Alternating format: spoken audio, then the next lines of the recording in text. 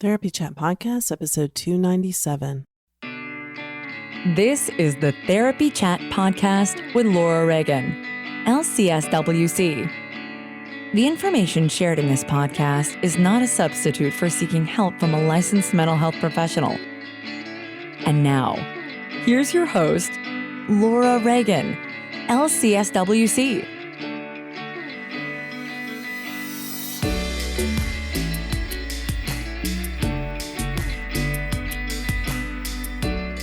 Thank you to Sunset Lake CBD for sponsoring this week's episode. Use promo code CHAT for 20% off your entire order at sunsetlakecbd.com. Sunset Lake CBD is a farmer-owned small business that ships craft CBD products directly from their farm outside of Burlington, Vermont to your door. Sunset Lake CBD has something for everyone. They offer tinctures, edibles, salves, and coffee designed to help with sleep, stress, and sore muscles. Sunset Lake CBD customers support regenerative agriculture that preserves the health of the land and creates meaningful employment in the community. Farm workers are paid a living wage and employees own the majority of the company. Remember, use promo code CHAT to get 20% off your entire order at sunsetlakecbd.com. Hey everyone, it's me, Laura Reagan. Just wanted to make sure that you know about what I've got going on this summer. I don't think I've really talked about it much here, which is silly, but in case you didn't hear, I did start a second podcast called Trauma Chat, which is really for anyone who wants to understand what trauma is and how it shows up in our lives. As you've heard me say, if you've listened to this show, I've mentioned a million times that people tend to think that trauma is something that happens to someone else, something horrific and unthinkable, unspeakable. And that is true. Trauma is that.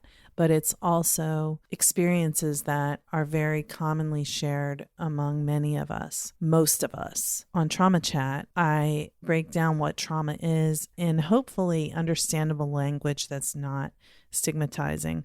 I know I couldn't have possibly captured every thought there is about trauma and every aspect of trauma and how it shows up, but I hope that Trauma Chat will be helpful to people who really don't understand what trauma is and maybe wondering, do I have trauma? Or wanting to better understand what someone they care about is going through. And most importantly, how to get help if you have experienced trauma, what to look for, how to describe your experiences, or how to find the words that name what you've been through, so that you can then connect with whatever type of resource support, whether it's therapy or a podcast that you'd like to listen to learn more about it, or an article, another website. This is my hope in creating Trauma Chat. And the second part of that is the new Trauma Therapist Network community that I'm creating. It's unbelievable to say this because I've been laboring behind the scenes to bring this to you for a long time. Starting in around 2018 is when I first had the idea, and then the process of getting from there to here has been slow and with many twists and turns.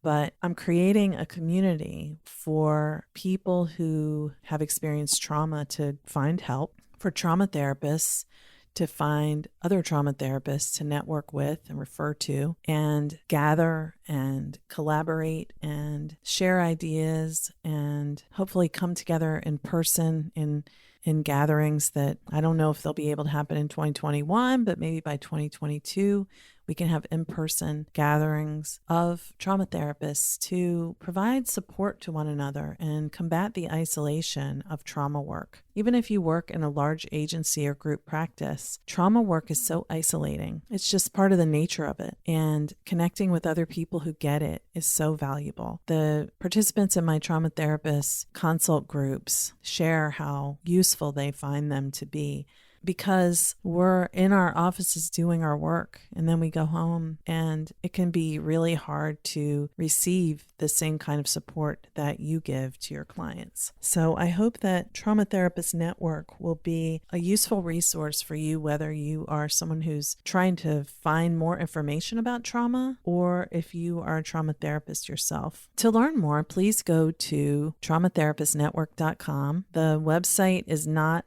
live yet as of June 28th when I'm recording this, but it will be live by August 1st if all goes well, and hopefully there may be even a soft launch before that, a beta version. So please go to traumatherapistnetwork.com where you can find a free download and sign up to be notified as soon as it officially goes live. Whether you are a therapist or just someone who wants to learn more about trauma, there's a download there for you, different ones for each group. And I hope that this resource that I've really created from the heart will bring healing to more people. I really want people who have experienced trauma to be able to find the right kind of support. And that's why I created the Trauma Therapist Network. I hope you will join me there. Like I said, you can get more information by going to www.traumatherapistnetwork.com, where you can sign up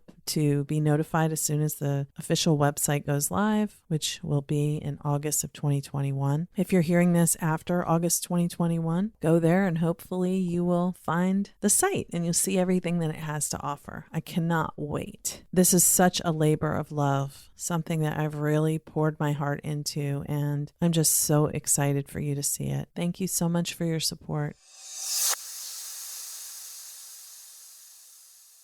Hi, welcome back to Therapy Chat. I'm your host, Laura Reagan, LCSWC, and today I am so honored and excited to be interviewing Dr. Ariel Schwartz, who is a highly accomplished, like all of my guests, author and teacher and therapist who specializes in complex trauma and dissociation. We had a beautiful conversation. I loved talking with Ariel. I hope you will enjoy listening to this episode too. Let's just dive right in. My guest today is Dr. Ariel Schwartz. Dr. Schwartz, thank you so much for being my guest on Therapy Chat today. Thank you so much for having me. It's lovely to meet you. You too. I'm very, very happy that we're talking, and I'm excited because we're going to be talking about bringing the body into trauma therapy safely, keyword safely. Mm-hmm. But let's just start off by, if you would, could you tell the audience a little bit more about who you are and what you do? I'm happy to. So I am a clinical psychologist in Boulder, Colorado, and I have lived here for about 25 years or so. Originally, I moved out here because I wanted to study somatic psychology, and Naropa University is housed here, and it's one of the few programs that in the 1990s was offering master's degrees in somatic psychology. So I had this opportunity really early on. And if you're a listener and you're not sure what somatic psychology is, it's body psychotherapy. It's bringing the body into therapy. And in the 1990s, there wasn't a whole lot of awareness about this. It was really new and unclear and kind of burgeoning in the field. And now it is really kind of center in trauma-informed therapy. It really holds a very esteemed role in recognizing that we can't talk our way out of a trauma response or a traumatic event because, as Bessel van der Kolk has written, the body keeps the score. So early on in the 1990s, Bessel would come and be part of our training, right? And Peter Levine and Pat Ogden and a lot of the kind of founders of this field were all collectively, in this, I think, it's a think tank, but it was like an embodied think tank of how do we engage the body for the purpose of healing trauma. And when I graduated from that program, I had some of my own experiences. I had several car accidents that also actually were sitting on top of traumatic events that I experienced in my own childhood. And when the car accidents happened, it was almost as if a kind of a lid had come off of things that I had pretty well contained. And so someone had recommended that I go try EMDR therapy. And it was so beneficial for me because it allowed me to kind of access not only the recent traumatic event, but it really provided me very direct access to the unresolved traumas of my own childhood. So I was sold on EMDR after my own personal experience with it and ended up training in that in 2001. And I have now become an EMDR consultant, and I have been teaching others in the EMDR and somatic therapy modality for the last 13 years or so. Wonderful. And you even have a book specifically about that, right? I do. I have the EMDR therapy and somatic psychology book. And then, because again, my interest in trauma is not just single incident traumas, but it's very much this understanding that often, if you're a human on the planet nowadays, you're experiencing challenges, and often those challenges begin in childhood. And so the accumulation of what might be many different events that then are all stacking up and are all building up inside of the individual and informing our sense of identity, our sense of efficacy in the world, or whether we feel helpless or powerless. Right. All of that really took my lens toward complex trauma as a focal point. And I have books on that as well, of course. Mm-hmm. And maybe one other thing that I'll share about my kind of professional background is that around the same time that I began to study somatic psychology, I also completed a certification as a yoga teacher. So I have a very deep kind of parallel track in my work of providing therapeutic yoga for trauma, and have taught that for many, many years. Beautiful. Yes. And I'm so interested in the way you practice. And, I know that you're a yoga teacher, and all of those methods woven together, the somatic psychology perspective and EMDR and yoga. And it seems like you actually, let's talk about that since we're here. What would be kind of a typical presentation of someone who you would be working with, and what ways do you use in working with them? Yeah. So again, because I'm largely known for working with complex trauma, and more specifically trauma that has its etiology or origins in childhood, that a lot of whom I work with and a lot of who gets referred to me are individuals who have that background. And so I specialize not only in complex trauma, but also in dissociation. And of course, dissociation often gets kind of like we have a fear response, or we think of those extreme models of someone who, is really fractured. But in reality, while I do work with individuals who have DID and who have very, very kind of structural based dissociation. But I also really see that dissociation lives on a continuum, and that, again, if you're a human on the planet, we all have dissociation or dissociative strategies or coping in one way or another. It could be as simple as zoning out while you're, binge watching shows on Netflix or scrolling your social media, or emotionally eating, or addictive substances, right? Your glass of wine every night, or several glasses, whatever it might be, that kind of helps you cope with the world or with your internal states of what you don't want to feel. Mm-hmm. But when someone has a history of trauma from childhood, we often see that those coping mechanisms, whether it's dissociation and checking out and zoning out and fogging out, not feeling, they're stronger, they're more at play. And the repercussions of those strategies tend to also show up. Like, there's all of this that I don't want to feel. And often I use this beach ball metaphor. It's like I'm trying to hold all of the emotions and all of the memories and all of the sensations at bay. I don't want to feel any of that. I don't want to acknowledge that it's even real. And it's like trying to push a beach ball underwater. Mm-hmm. And we can do that temporarily, and it's no big deal, right? It's compartmentalization, it's containment. But when we're trying to push that down constantly and chronically, at some point, it's exhausting for our psyche. It's exhausting for our system. It's, if you go back to the beach ball underwater, at some point, your arms are going to get tired, right? Or and you it get keeps bobbing up. That's right. You get distracted and then it slips through your hands. And when it slips through your hands all at once, what happens, but it creates this big splash, right? And then you have to put your life back together and you have to push it back down.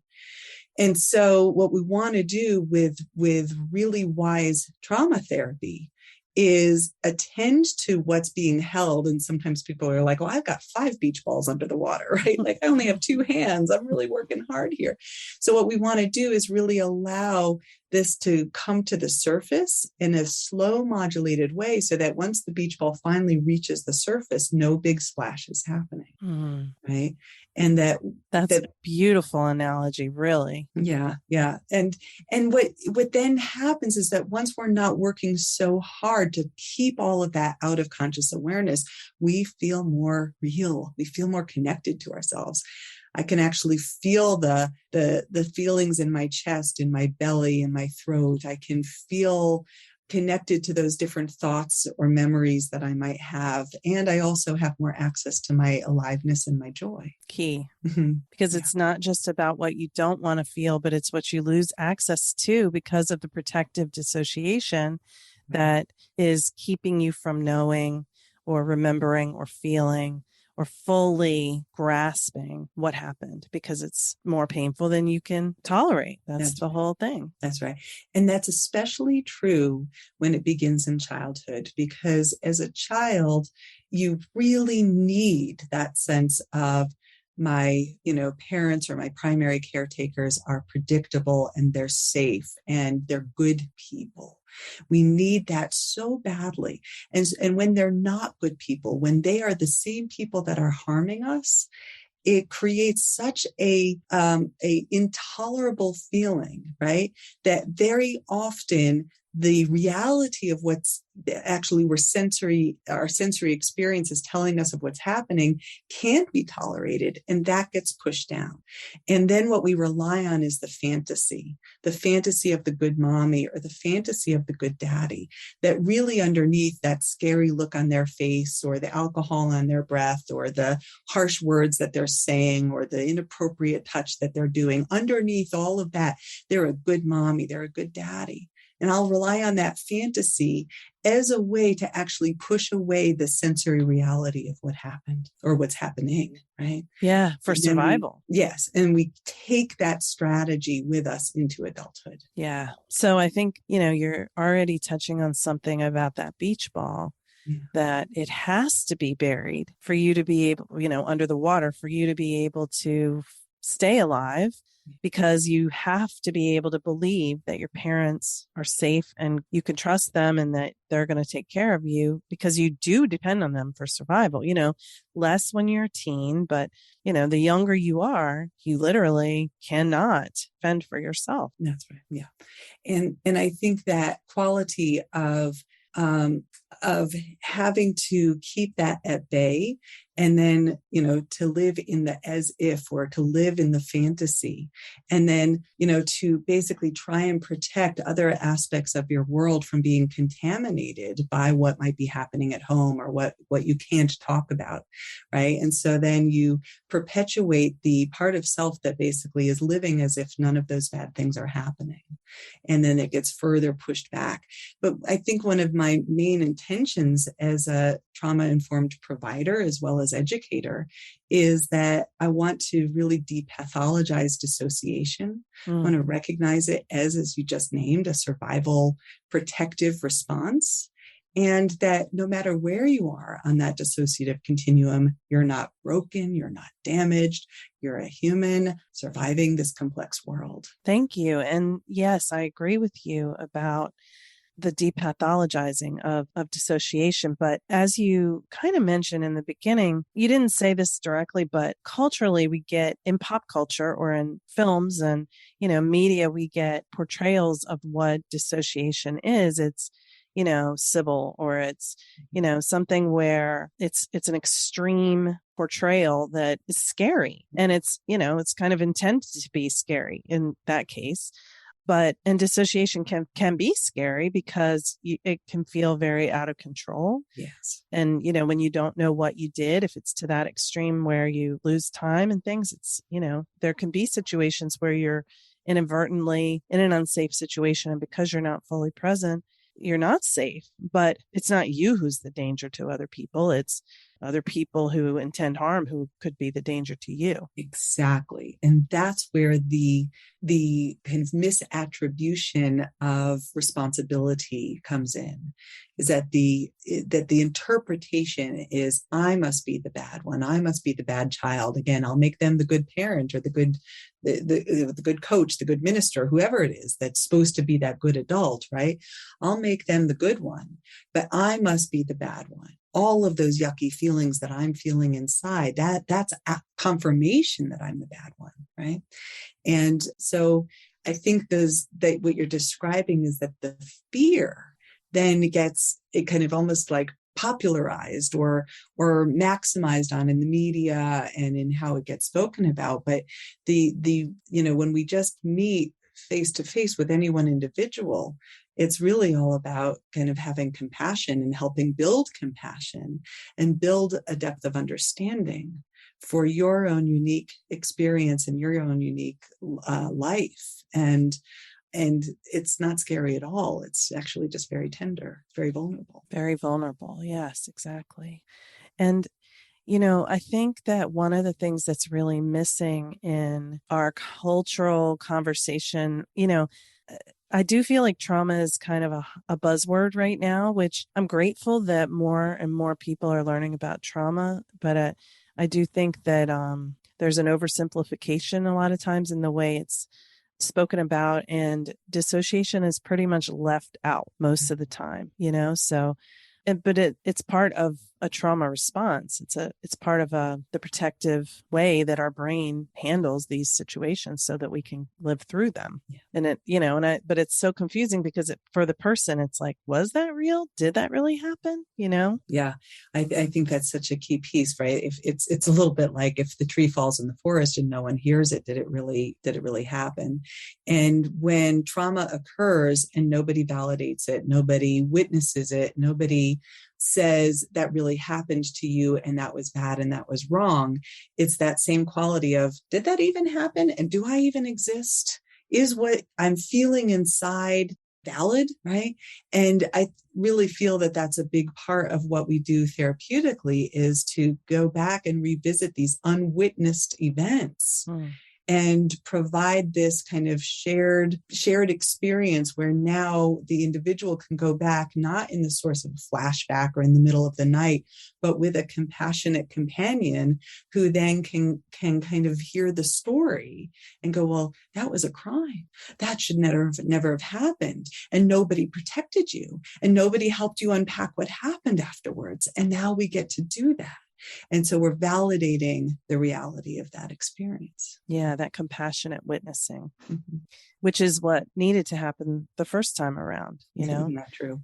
Yeah. I mean, I know that, in instances where people are abusing children, whether it's a parent, a coach, or whoever it is, some adult, that is abuse and it's a crime. But there are other types of traumatic events that can happen in childhood that nobody intended to harm anybody. But it still happened, like a parent dies or, a sibling gets cancer or something like that. And things nowadays, things like a hurricane comes through your community and it's flooded, right? I mean, just last week, right? So it's very real, and it's something to keep in mind that there's the event that happens, but then there's everything surrounding the event that either comes in and helps a child process their life experience, the death of a parent, a natural disaster, whatever it might be, or nobody helps the child process through. Nobody helps them make sense of it or work through their emotions that came up around that. Yes, exactly. And that's where because I have actually met a couple people who went through something really traumatic and I say a couple because, those aren't necessarily the people who are seeking therapy for this, but they went through something really traumatic, but the response that happened afterwards was great.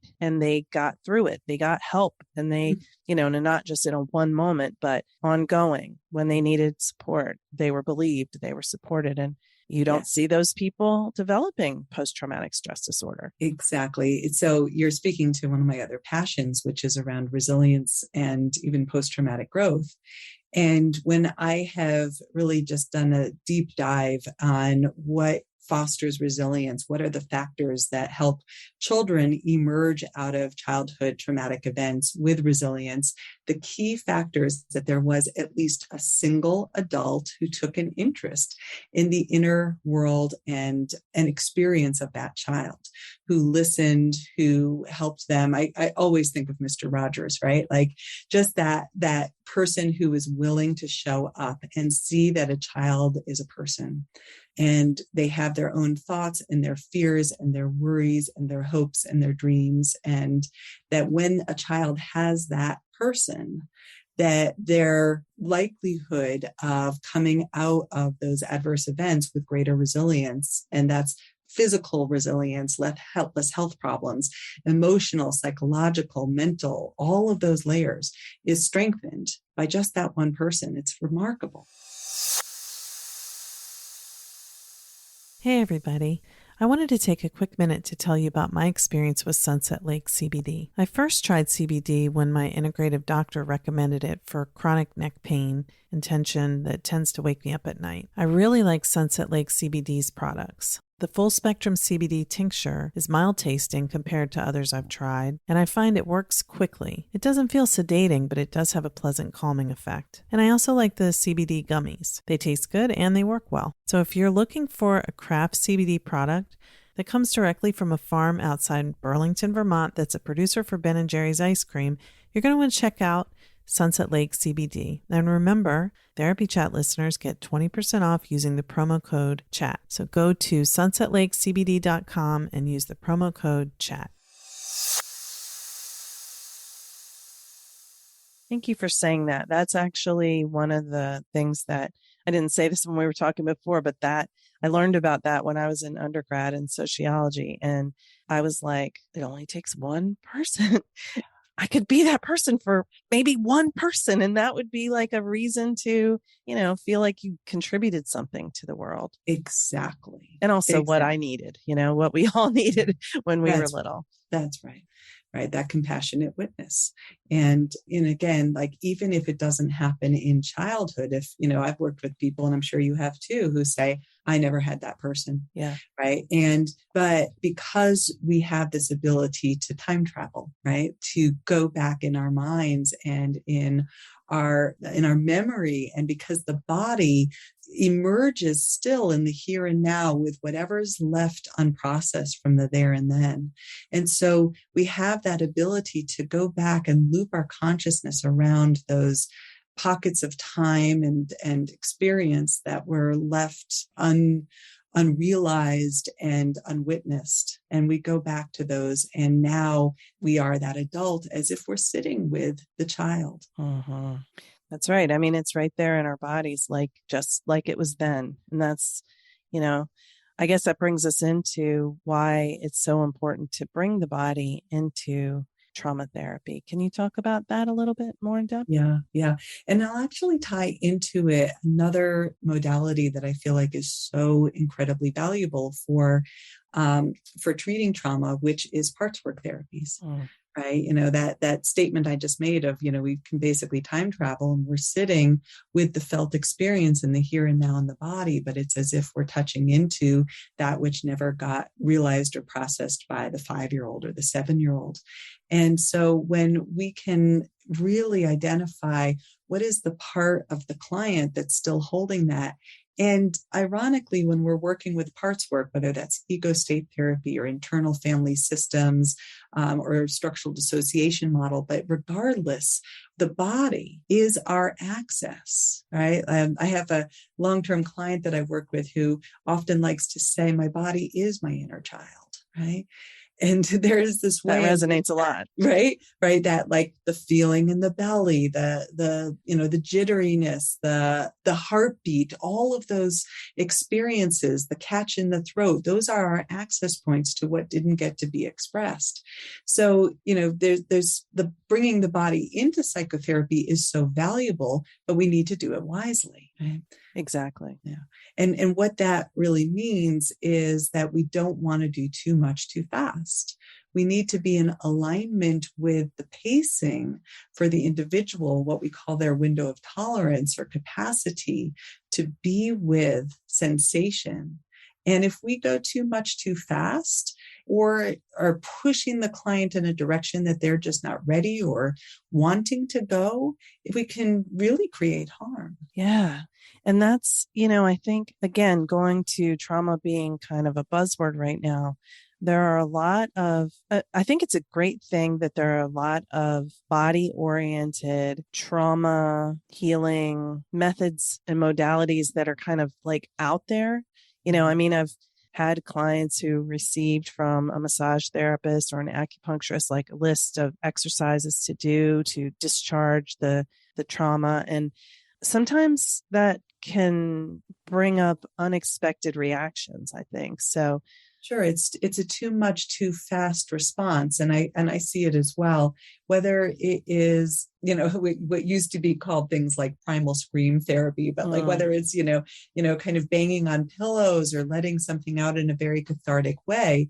But if we don't have that capacity to contain or to have internalized compassionate witness for whatever's coming forward, we can feel re-traumatized by the emergence of all of those emotions or memories that are held there. So, a wise approach to somatic work is what we refer to as pendulation or titration, which is that you go toward whatever the discomfort is or whatever the traumatic memory is, and you loop your consciousness around the somatic experience related to that. And then you come back to resource, or you actually start with resource.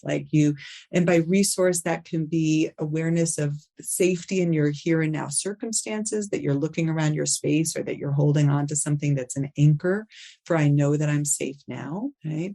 Or your, safety might be a sensation or a feeling in your body that doesn't feel triggering. Or your resource might be a time that you remember feeling really safe and loved with a person that was a really loving, compassionate presence in your life. So you can use your imagination, your senses, grounding into your legs and feet. Your breath might be a resource. So we have a lot of different ways that we can find basically states of connection, states of calm, states of ease. And then we can turn towards whatever the distress is. But, if we dive into the distress, it's like jumping into the deep end before you've learned how to swim and you don't have your swimmies on, right? Like we want to find our way to learn how to get into the water of whatever that traumatic material would be without feeling like we're going to drown there. Yes. And I think, again, that's where, personally, I feel that every therapist who's working with people, every therapist should have basic training in trauma and also learning how to identify. I guess the easy way to say it would be how to identify where the person is within their window of tolerance. But I feel like it's really being able to recognize the signs when someone is out of their window of tolerance, especially dissociation, because it can look so the same as, right. I think that's exactly what I was going to say, is that what can be so tricky is when you have someone that is a highly functional, individual, because they had to develop that high functioning to cope with their trauma in childhood. And they come into your office and they got it all put together, right? And in a way it can feel so threatening to get under the surface of that. But on the other hand, that high functioning, self can feel cut off, disconnected, or suddenly go into this rage when your kid triggers you or your spouse triggers you, right? So there can be this split between that, like, I've got it all put together. Actually, what you're calling, I've got it all put together, is a functional freeze. Can you say a little more about that? Yeah, I think it's a another way of coping. It's one way that we can, override difficult child events, right? Even simple things. We were talking again about like more extreme experiences of abuse or, the loss of a parent or a big event, but actually it can be a lot of accumulation of very subtle events or the missing pieces, right? Growing up in a family where you've been neglected, where no one really validated your feelings, where you had to perform well in order to be approved of in your family. If your good grades, it was, that you had everything put away, that you ate all the food on your plate, right? All of these things. And so then when there's distress, and if you're in a family that has a very collective low tolerance for emotional distress, then the way to belong in that family is to contain the distress. And then once again, I'm going to act as if I'm fine, but I've pushed everything down, like that beach ball, right? Yeah. So there's this high functioning, I'll do fine in school. I'll have my manners. I'll say yes, please. I'll say no, thank you, right? But underneath, I hate when you do that. Or why don't you ever listen to me? Or I cry myself to bed at night. I have anxiety and panic attacks, but nobody knows. Or constantly thinking about killing yourself and, wondering, why am I not happy when I have achieved so much and I have everything I thought I ever wanted, but I'm still not happy. What's wrong with me? Why can't I be happy? Why can't I appreciate my life, enjoy this? Right. I shouldn't feel this way, and I must be an ungrateful child. Right. Those are the kinds of phrases that we hear again and again. Yeah. Wow. I love, I've actually not heard that functional freeze before, but it makes total sense. Mm-hmm. Because it's like, as long as you don't go there, you're fine, but you're not fine because you don't feel fine inside. Yes. As far as anyone can tell, you're fine. Right. And so going back to where we started on this piece, when you're a therapist and the client is coming in and they're telling you about all the things that are going okay, right? And we're missing the fact that actually that's their coping mechanism. And underneath that is all of the unexpressed distress. But because I imagine that everyone expects me to have it all together, I'll take that part of me right into therapy. So what we really want to do is help move toward that more authentic self. Once again, both for the sake of turning towards where the real hurt feelings got cut off, but also where your, real capacity for joy and meaning and connection and love reside. Yes. And, that is very beautiful what you just said. And you keep reminding me about, that idea that it's not just the pain that we don't want to touch that we're somewhat detached from with complex trauma and dissociation, but it's the joy and the feeling of being connected and the feeling of, wow, it's good to be alive, and, connection with people we love, and all that richness inside. Yeah. One of the other kind of influences in my work is what we refer to as strength-based psychotherapy, right? And it doesn't mean that we want to ignore the distress. Obviously, that's been the primary focus of what we're speaking about, but that we can also turn towards what are the existing resources? How did you survive all those years? Where do you feel empowered? Where do you have a voice? What brings you joy, right? Who takes care of you? Who did take care of you in your life, if we can find those people? Yeah. And that really does a lot to sort of make it feel safer to explore the more painful places too, when you can remember, oh yeah, I have strengths and I'm not, because it's like a child, that sense of mastery. We want to feel in control. We want to feel like we know what's going to happen, feel a sense of competence. And that's right. That's some of the things that trauma really interferes with, I feel. Well, I am so glad that you are doing what you're doing and writing about it and teaching and training and doing your direct work with clients.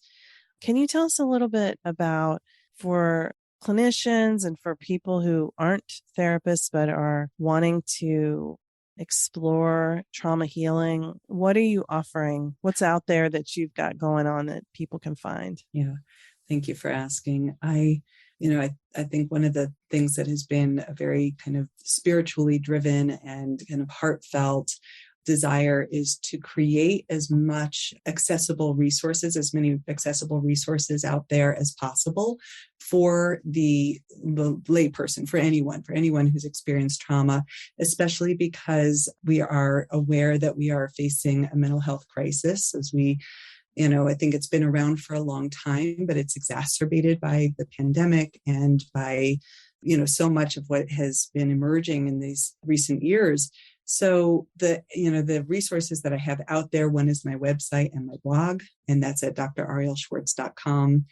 And then I'm also on Facebook under Dr. Ariel Schwartz, and LinkedIn and Twitter and Instagram, I think is Ariel Schwartz Boulder, something like that. So you can find me on all the socials.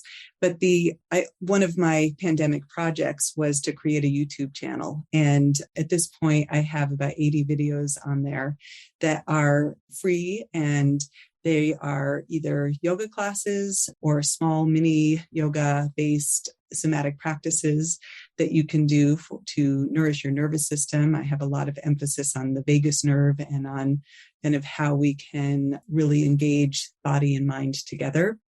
And then there's some, short trauma talks that are on there as well. And then in terms of programs, I have my books out there. So I have books for, again, the client or anyone. So those are the Complex PTSD workbook.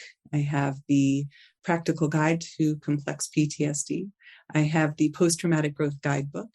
I have a 6-hour audio program called Trauma Recovery, a mind-body approach to becoming whole, and that is with Sounds True.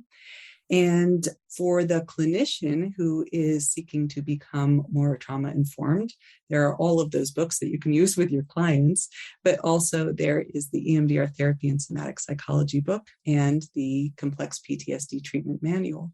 That's a lot. Lastly, I'll just share with you that I have plenty of trainings for clinicians through PESI and a really exciting learning opportunity for clinicians wanting to become more aware of how to work somatically. And this is through the Embody Lab. And we have a very soon to emerge somatic trauma therapy certificate program that is for practitioners to learn how to integrate somatic therapies into your work. And then starting in January through Sounds True, we are going to launch a 9-month program that is for the individual seeking to heal from trauma, recognizing that accessing trauma therapists can be challenging. We are going to take you through a 9-month journey of what we believe are the best modalities out there experientially for your own healing. So those are some of the upcoming offerings. So wonderful. And, I knew about almost all of those resources except for the YouTube channel, which I'm definitely telling myself I'm going to check that out, maybe watch some of those tomorrow. Can't do it today, but I'm very appreciative that you are making things available and accessible to as many people as possible, because as you said, and especially with the pandemic and the racial injustice that's been happening and the climate crisis, natural disasters everywhere, partly because of, the situation with the climate, people are having a hard time even getting in with even a therapist who isn't trauma informed right now. So as much as possible, and I'll ask you if I can share some of these things on my new website too, because it's in the same way. I want people to be able to get help, even if they can't connect with a therapist for whatever reason. So thank you for everything you're doing. And thank you so much for coming on to Therapy Chat today. It's been really joy to speak with you. Thank you. Really a pleasure to be with you. Thank you to Sunset Lake CBD for sponsoring this week's episode. Use promo code CHAT for 20% off your entire order at sunsetlakecbd.com. Sunset Lake CBD is a farmer-owned small business that ships craft CBD products directly from their farm outside of Burlington, Vermont, to your door. Sunset Lake CBD has something for everyone. They offer tinctures, edibles, salves, and coffee designed to help with sleep, stress, and sore muscles. Sunset Lake CBD customers support regenerative agriculture that preserves the health of the land and creates meaningful employment in the community. Farm workers are paid a living wage and employees own the majority of the company. Remember, use promo code CHAT to get 20% off your entire order at sunsetlakecbd.com.